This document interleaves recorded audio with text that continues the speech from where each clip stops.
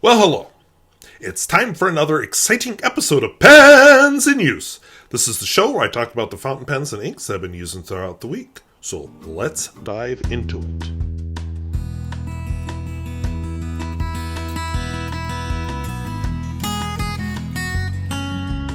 If videos like this interest you, where I talk about fountain pens both new and old and at all price points, I would invite you to subscribe. And hey, got a good Pens and Use topic? I've been spending all my creativity in another direction related to why I am so unshaven. You should see that not this coming week, but the week after, why I am so unshaven. So I got a little surprise video coming, and this is all for a little bit of role play that I'm going to be filming mostly tomorrow. So yeah, I went to parent-teacher conferences unshaven for like a week. And, it's 2024. It's a lot more acceptable than it would have been for a male teacher to do that back when I was in school. So it's a different era. So, enough about my facial hair. Let's take a look at some pens. Alright, so these are the pens I've been using this week from left to right. Lamy 2000, which is almost always in use.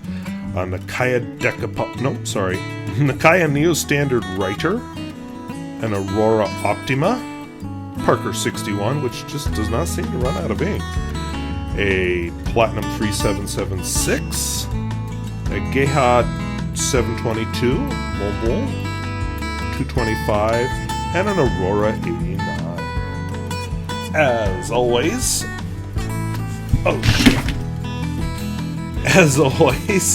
I will be doing my writing sample in this jellyfish cognitive surplus theory notebook. So my first pen is this beautiful Lamy 2000. It has definitely been worn smooth through many years of travel to and from school and all over the country with me. And I still love it. Easy to deploy, quick to fill, and it's a high quality pen.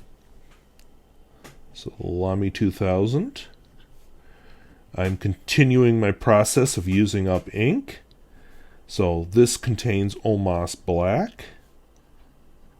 Working on getting that bottle down. Not there yet, but hoping to get there by Christmas and use up a different black ink for a while. I just have this goal of getting rid of ink bottles. And yeah, I could just dump them down the sink, but no, we're going to use them.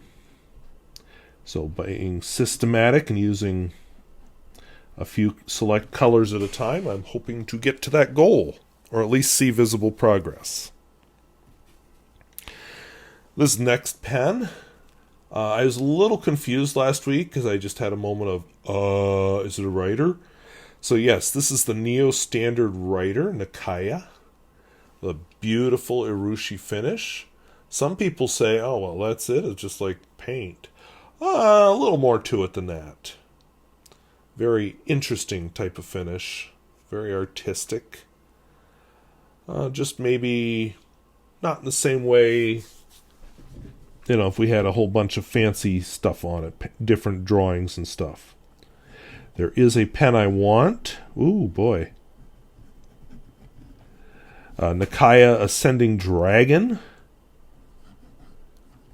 That has that beautiful art that I really want, but it also costs about $2,000, so I probably will never own it. But it comes in a finish like this, and then there's one in blue that I really like. Yeah, not going to happen. So this is a soft, fine nib. And the ink in it comes from Krishna. Ghat Green. It's almost out in this pen, which you might be able to tell from the way it's not writing the best. So look forward to whatever pen I put it in next week. Or maybe we'll give it a break for a week. But I really like this color. When I start buying inks again, someday, far, far, far in the future, this may be a color that I look for.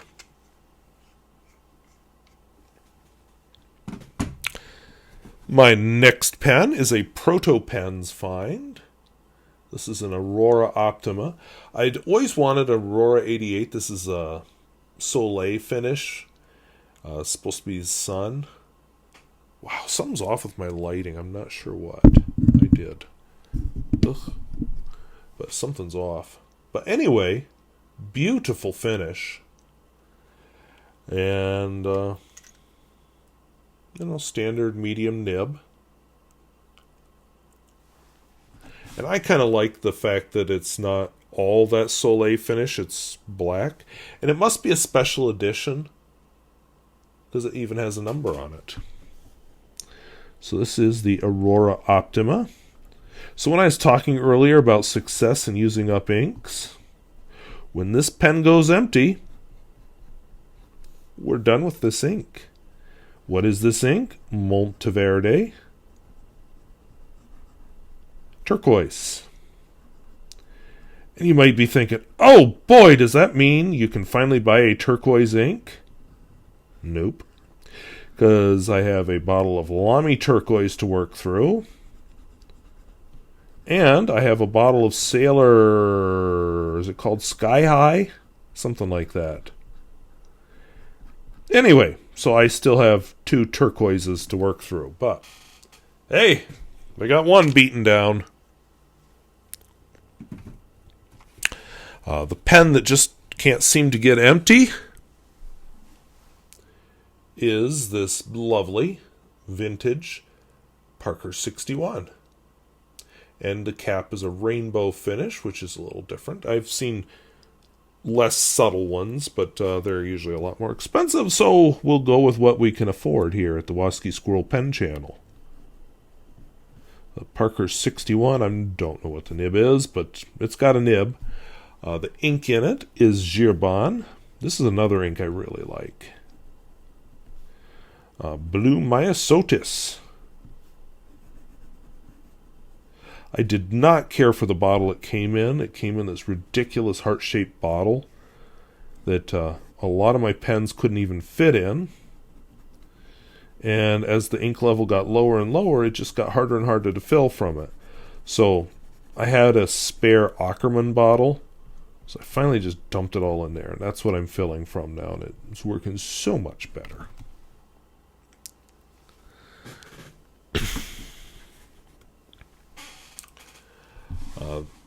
This next pen was one of my first really negative reviews. This is a Platinum 3776 Shoji. But if you've and it has the lakes around Mount Fuji up here.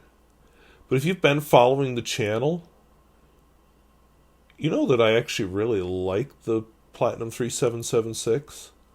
So let's just say it grew on me, kind of like fungus. So this may be the athlete's foot of my pens. But anyway, the ink in it tends to crust. I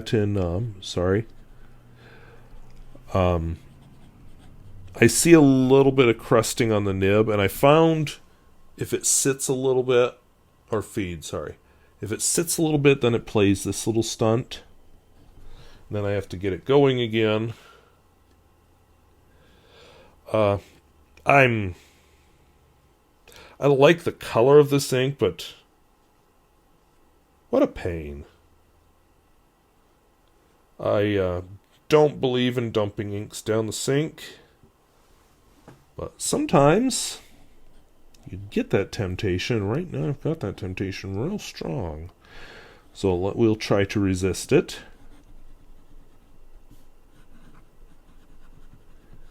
I will say if you see floaties in your ink, dump it down the sink. It's not worth trying to strain it and save it, and you'll get something nasty growing in your pen, and then it'll infect other bottles of ink, and it's just not a happy time. So I had that in Oh, I forget what it was. It was a private reserve ink, anyway.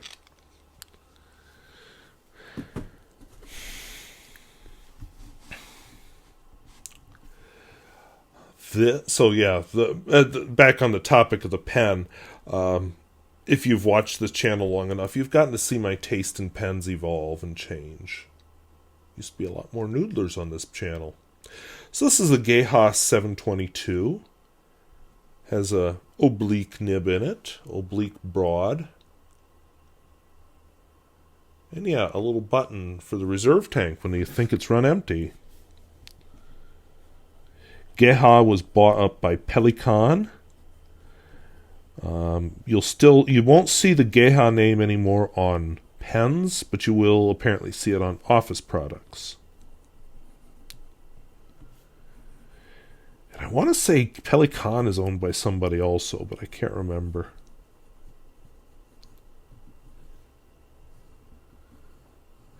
I mean, a lot of them are. Like, Lamy was bought up by the Mitsubishi Pencil Company. Not the car company, the pencil company, which, as far as I can make out, is a different entity altogether.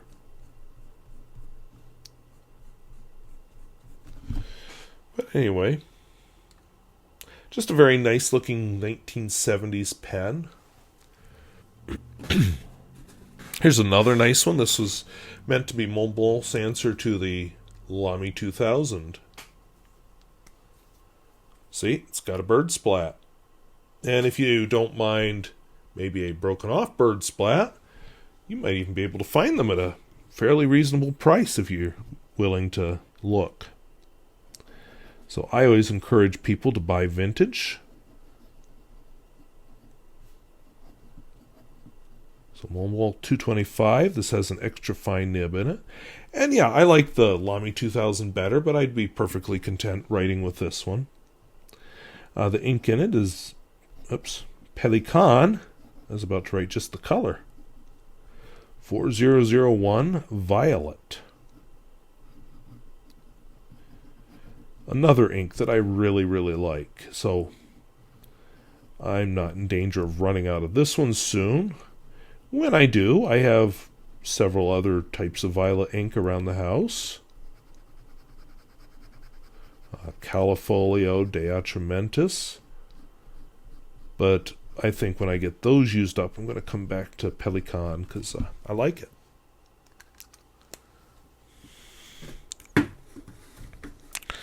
And finally, I mentioned this pen last week and then decided to ink it up. This is my Aurora 98.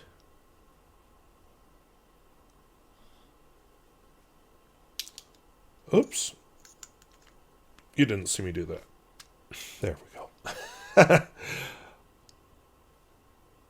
So, semi-hooded nib.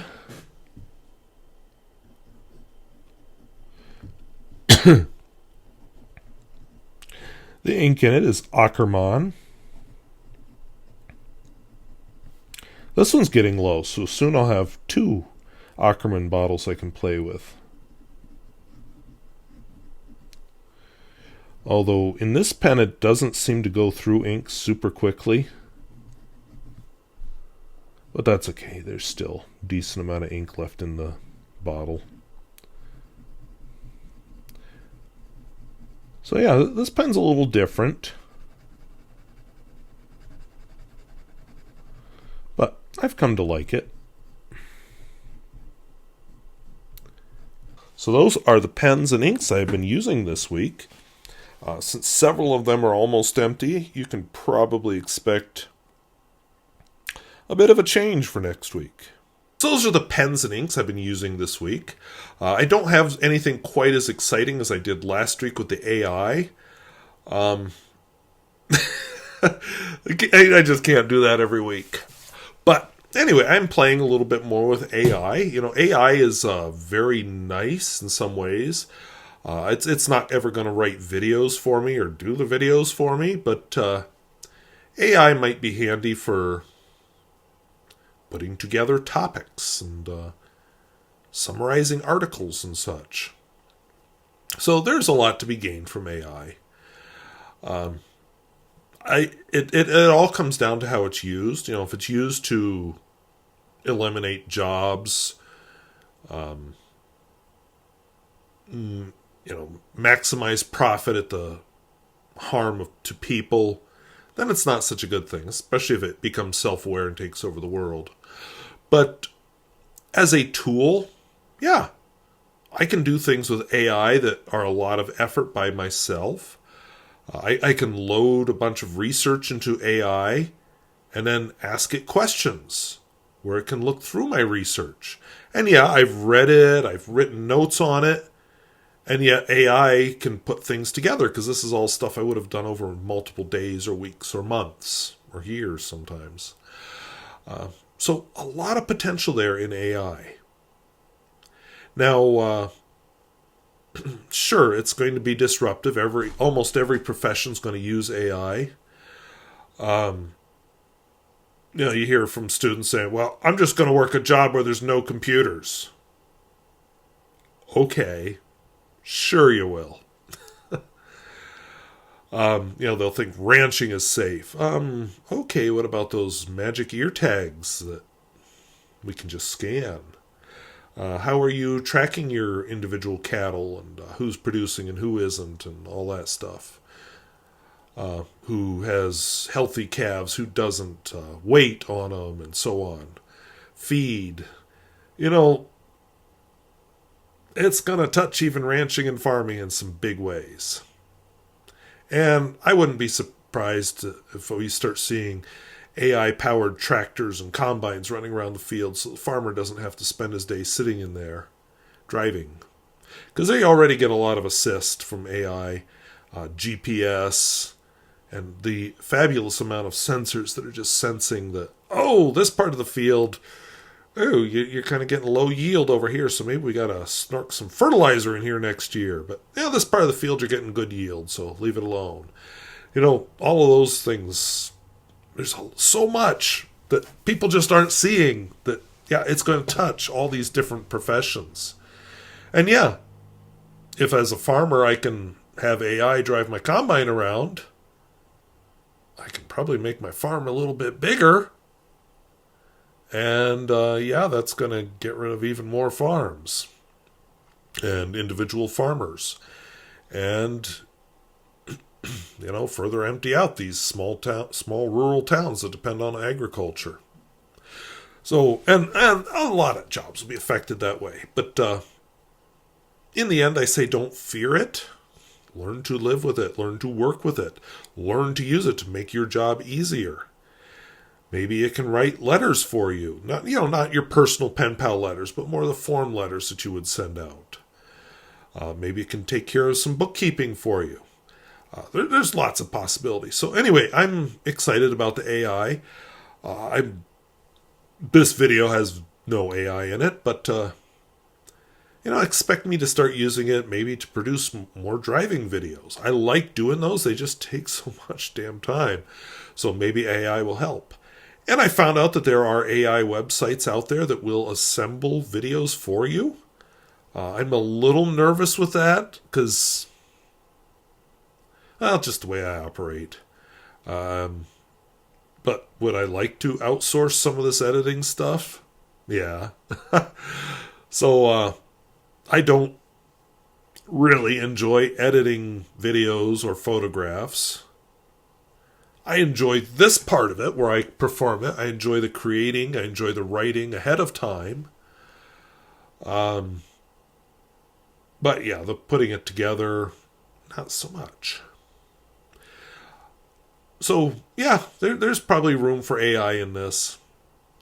But a lot of what these AI video makers, things I was looking at do is they create the video for you, and it's not like this. It's created from clips and things, and I'm not making a clip video. That's not what I do. I record my own stuff, so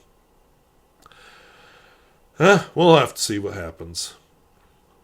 There is intelligent AI stuff in photography. I took actually the Outtro we're going to go through on Highway 22 north of Killdeer, south of Newtown, through the Killdeer Mountains. And the opening was actually in Newtown, North Dakota, on Lake Sakakawea. And I did a little adjusting to the color just to make it better. But do I have to assemble all those clips, or can an AI just say, yep, we'll do that? Especially if I may ever make a driving video out of it. So, anyway, hoping down the road. All right, in other exciting news, our football team played its last game. I totally forgot that it was Thursday night. In my brain, football is always on a Friday night, so the fact that we have one game all season on a Thursday night totally slipped my mind. So, whoops, didn't get any pictures of that game, but from what I hear, I didn't miss much. So I think the football players are glad to have that season over with. Volleyball is wrapping up. I'm not sure exactly where we're at, but we're close to done. Cross country is going to go to state. We are one of the top-ranked teams, both for boys and girls. And there is a possibility I may go to the state competition and take pictures. And along the way, remember I said that scruff is being grown for some role play that I'm going to be doing tomorrow. On the way, I may do some B-roll for that video. So, anyway, something to look forward to. I'll give you a hint. It's related to November 5th, and I don't do political videos, so don't worry. But yes, it is related to November 5th. So you'll just have to wait and see what it is. But other than that, like I said, I have been spending a lot more creative effort on that than on pens and use, so I think this is about a good time to wrap it up. But I will say, I've been using my typewriter lately. I have right now I have a Royal KMG out. It's a very heavy 35-pound machine, but sure is fun to write on. I like those full-size office typewriters. You can't really see it, but here's an Underwood. So I am looking at how I can film a video about those typewriters. I don't dare put them on my desk because I think they would break the desk. But I want to film them somehow. And today I had off from school, so I filmed some pen videos. One rodeo. I don't think I did any survivor pens. I don't remember doing any survivor pens. Although, come to think of it, one of the pens in the rodeo is a survivor pen, so I may have to film that later. But I did film several videos, and which is good. Tomorrow I'm filming more fun video, but also for the channel. And then Sunday I may film. Maybe I'll do some survivor pens, because a couple of these pens that I had out tonight are survivors. You can tell because they have 3 squirrels beside their name. So I may have to film some survivor pen videos on Sunday. Get that. I like to have that backlog. And now that I film them, like sometimes I film this, sometimes I film just the pen. I rarely film them together anymore. That works pretty well. And I can batch film a whole bunch of videos when I get a chance. So I've got the lights set up. Maybe we'll do the A-roll for the pens on Sunday.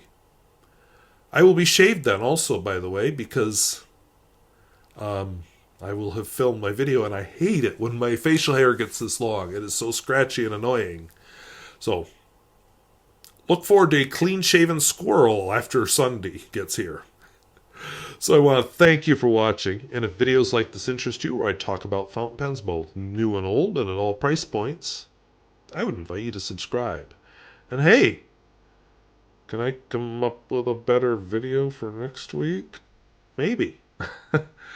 I may have to film pens and use early just to get next week's in, because of state cross country. So we'll find out if I do better next week. So I will close you out with with Highway 22 between Killdeer and Newtown, North Dakota, through the Killdeer Mountains. So I want to thank you for watching. Talk to you later. Bye-bye.